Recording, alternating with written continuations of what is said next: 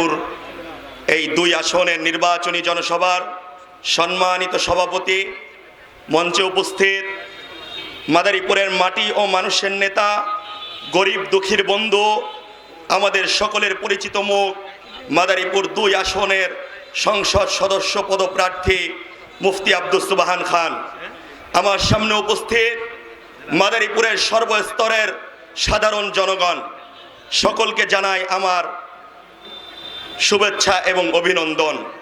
প্রিয় উপস্থিতি, বাংলাদেশ স্বাধীন হওয়ার গত 54 বছরে আমরা দেখেছি, এই 54 বছরে বিভিন্ন দল, বিভিন্ন সরকার বিভিন্নভাবে ক্ষমতায় গিয়েছে এবং আমাদেরকে বিভিন্ন মিথ্যা আশ্বাস দিয়েছে।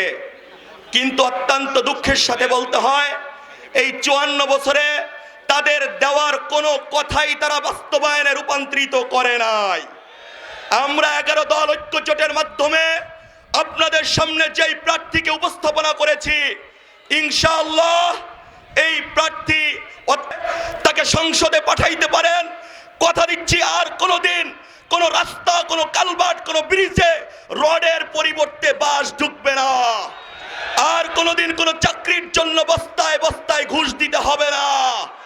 আর কোনোদিন কোনো মাকে না খেয়ে অনাহারে দিন পার করতে হবে না।